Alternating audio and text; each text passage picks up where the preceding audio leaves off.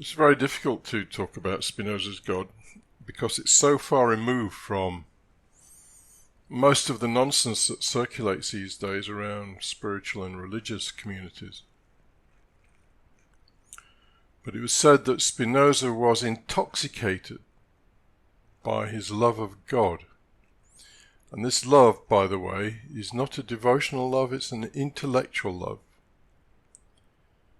In the current climate, people are not going to want to hear that because most of what you find, certainly on YouTube, and generally speaking, in books and so on, is really about an emotional love, a devotional love. I'm not saying that that's wrong or anything. I'm just saying that it's not what Spinoza was talking about. There are dangers associated with devotional and emotional love of God. I'll be a bit more explicit about what God might be in a moment. Because emotions are variable things. And 1 minute somebody can be, I don't know, in tears with their devotional love towards God, and next minute beheading little children, as happens in some of the extremist Muslim communities. And of course the Christians have done the same thing. So to go down an emotional path is a fairly risky thing. An intellectual path is definitely out of fashion. And yet, as a few people have commented, there's always been an intellectual approach to reality. Going way, way back, even to the Babylonians. And it's on a surer ground, because we use our reason, and our reason tells us, as far as we're able, what is real and what is not real. Anyway, it is very difficult to speak about Spinoza's God because there's so much background. I've studied Spinoza for getting on 10 years now. And in fact, prior to that, I studied him even when I was a young man. I'm certainly not young anymore. And you would have to ask, why, if imminent reality is the nature of Spinoza's God, why is it that we're not aware of it? Well, we're not aware of it because we're in our own way. Our imagination and our emotions stop us from experiencing imminent reality. There's nothing like Spinoza really in the West, but there's a very strong parallel between Spinoza and Taoism and Zen Buddhism. So, for example, Spinoza says in a number of places that there's no such thing as things that are beautiful and things that are ugly. And he doesn't acknowledge anything as being beautiful or ugly.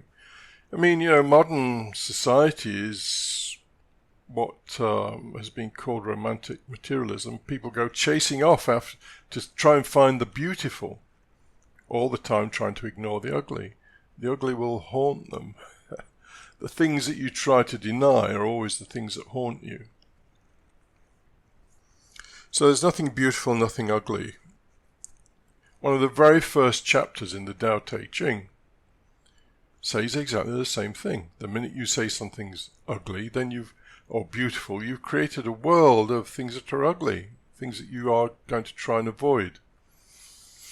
And in Zen Buddhism it said that all that is standing between us and enlightenment is this act of picking and choosing. Oh, I like that, I don't like that. So there is a very, very strong similarity between Spinoza's work and Zen Buddhism and Taoism. I've no idea whether Spinoza had any influences from those people. He certainly had influences from the Jewish community, because he was a part of the Jewish community until he got kicked out. And he was very familiar with the Kabbalah and so on. So maybe he got his ideas from that. Anyway, So we stand in our own way with our emotions and imagination. You see, people are looking for something extraordinary, and the extraordinary thing they're looking for is a making of their own imagination, when the reality is that their existence here and now is the extraordinary thing. But they don't experience it because they're lost in imagination, maybe devotional thoughts about God, which, may work. I'm not saying it doesn't work, but it's not what we're talking about here. So devotional thoughts about God, maybe some imaginations around what God is and what he can do, maybe okay, well, you just have to look at religions full of ceremony and pomp and all the rest of it. All of that stands in the way. Stands in the way of what? Experiencing imminent reality.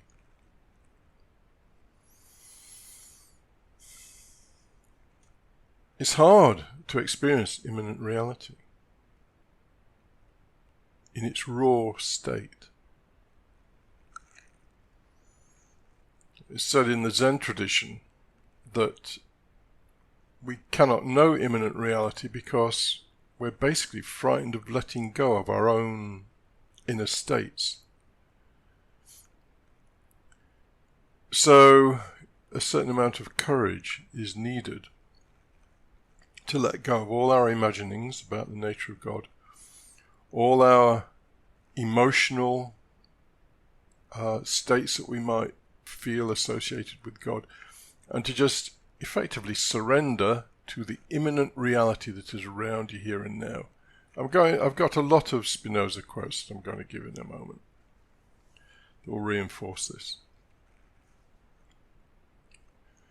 So we have to let go of the whole notion of motherhood and apple pie, some kind of, benevolent, caring God. As Spinoza says, God is indifferent.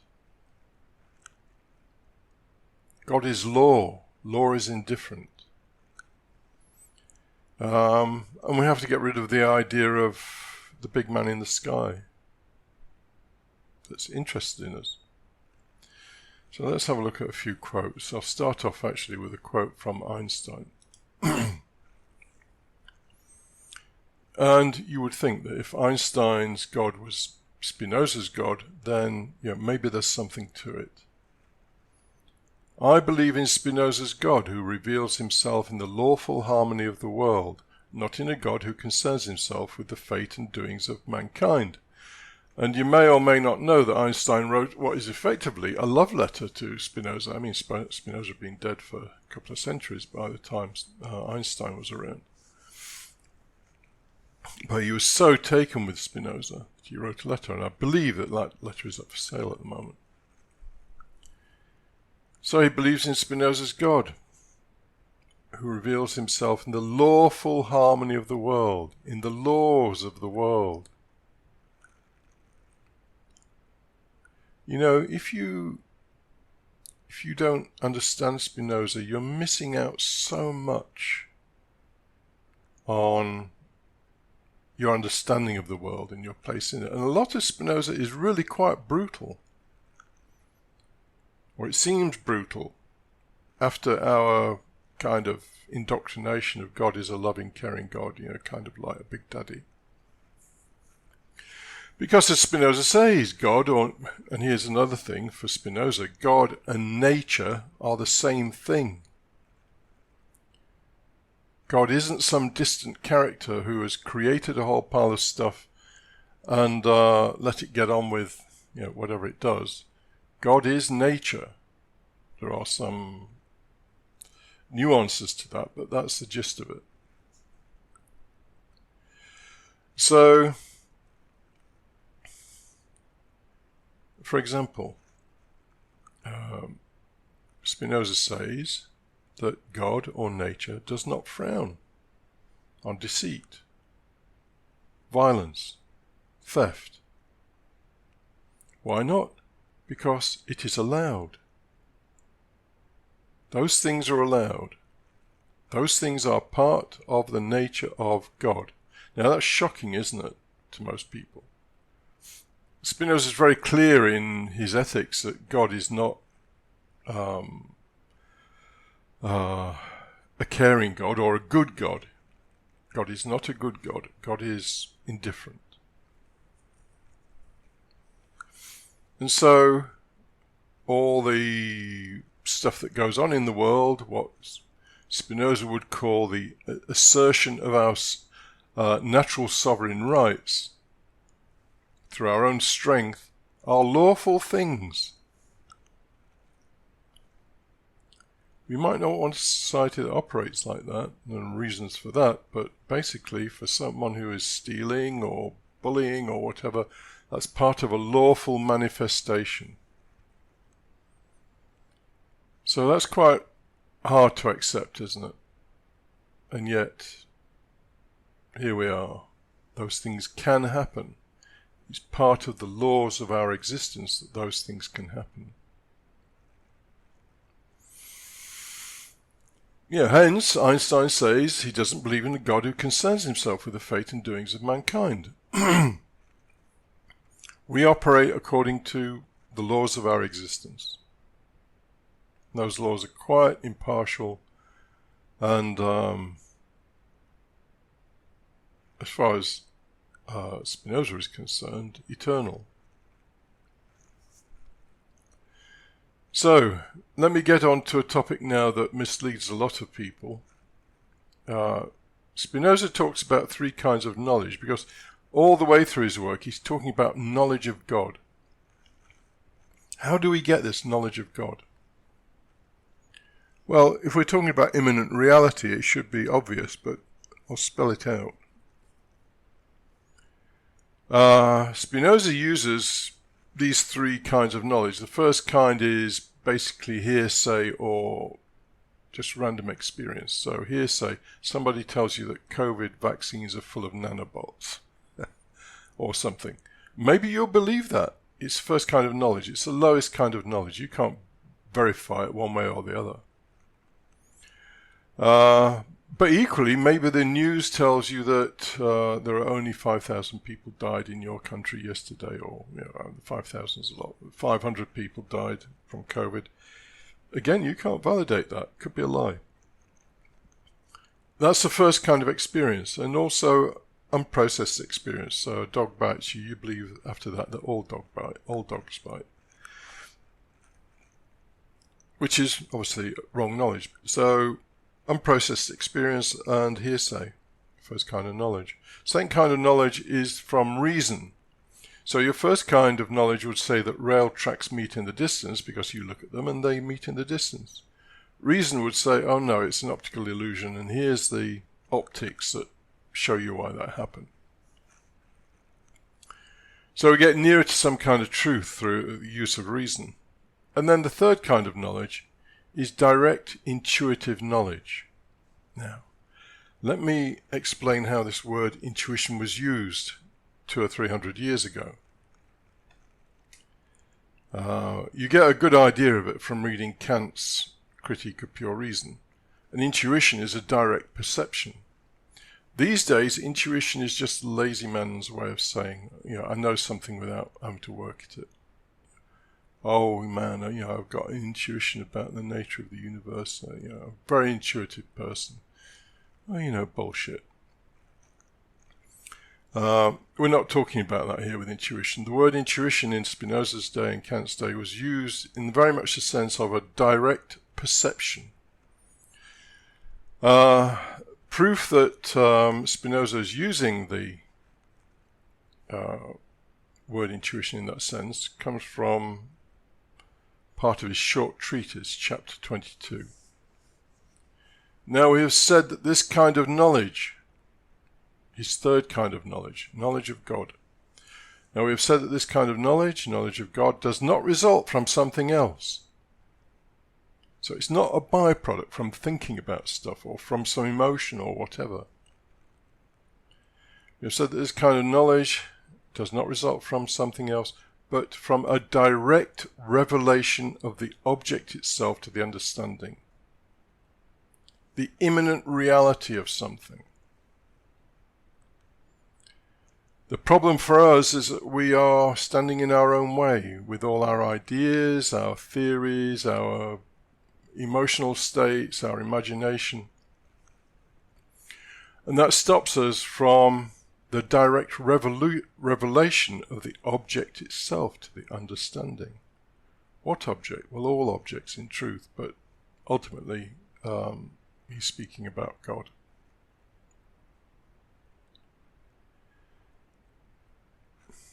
You know, people might think that that a revelation of the nature of God is a nice, pretty thing. It isn't. It's frightening. The imminence of reality, or to be in the imminence of reality, means basically you lose yourself, the self that you are kind of familiar with, your thoughts and your emotions and so on.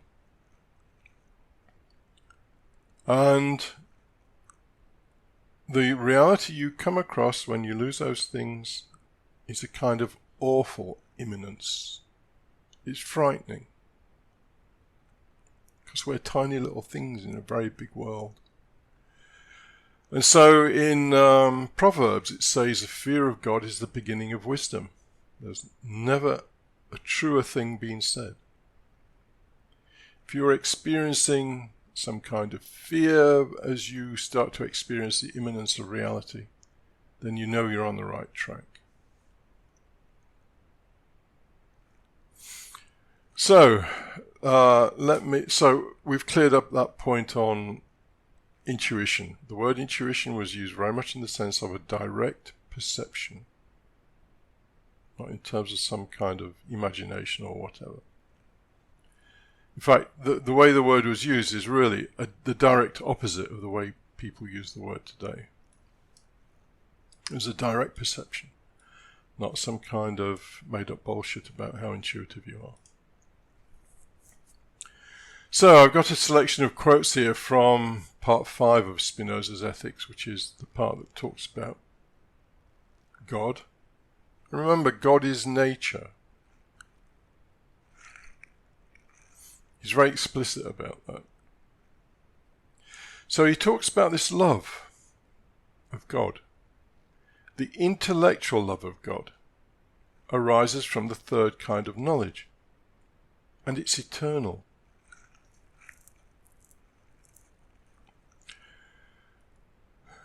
As Spinoza spells out in part 5 of the Ethics, we live in eternity, but we don't sense it.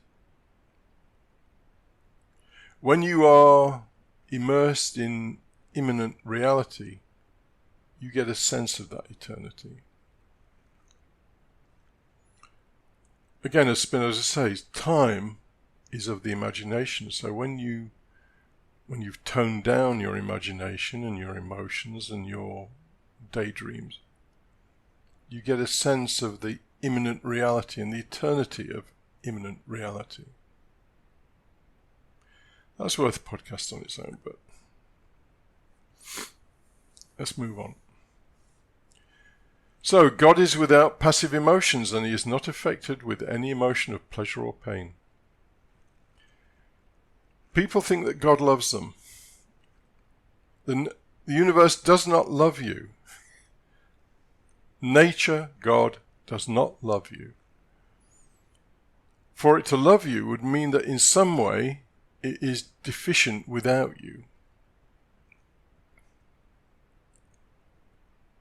There's a whole argument there. You need to know that Spinoza's idea of love is very much around getting pleasure from something. And that would be a passive emotion. So in Proposition 19 in part 5 it says, he who loves God cannot endeavour that God should love him in return. So why would we bother loving God? Because actually you can't help it when you strip away all the crap. The crap being your imagination, your daydreams, your ideas, your very, very Zen and Taoist thing. You just strip away all the crap. And as the Zen Buddhists would say when they sit in their zazen, in their meditation. They're simply trying to return to their essential nature, which is imminent reality. So he who loves God cannot endeavour that God should love him in return. You should know that Spinoza wrote quite a lot about the Christian religion. He believed that Jesus Christ was the wisest person to ever step foot on this planet. But as for the rest of, or a lot of the stuff in the Bible, he thought it was just imagination. And he's probably right. He didn't knock it as such because he believed that the world needs kind of fables and religious laws and so on for it to work properly, which is why we've got a kind of crisis today. As Nietzsche said, once we've killed God, then nihilism stands waiting in the wings.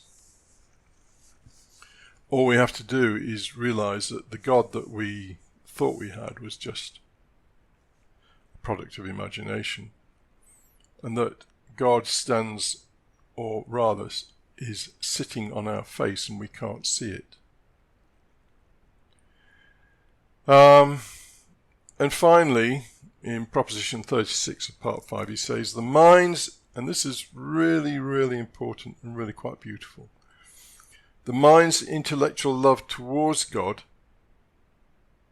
is the love of God wherewith God loves himself. So God does not love you, but he does love himself, because you're part of him, you are part of nature. And this intellectual love towards God, the intellectual love being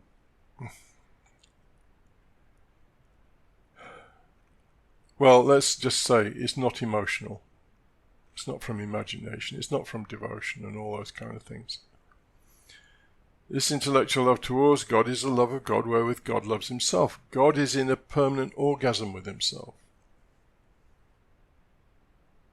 And we are part of the mechanism, or can be part of the mechanism, whereby that happens. Very reminiscent of some Indian mythology there. So hopefully you've got a clearer idea of Spinoza's God. Spinoza's God, and he's very explicit on this, does not come from the imagination or from emotional devotion or from anything like that. It comes from understanding, and above all, from the ability to expose ourselves to the imminent reality of our existence. And of course you're going to ask, or many people are going to ask, how do you get to that imminent reality? Well, the answer to that is you don't. Once you've stripped away your imagination, your passions, your daydreams, your imagination, then you are left with that imminent reality. And it comes to you. You don't have to go to it, it comes to you. But as it says in the Bible, our job is to prepare the ground, which is basically to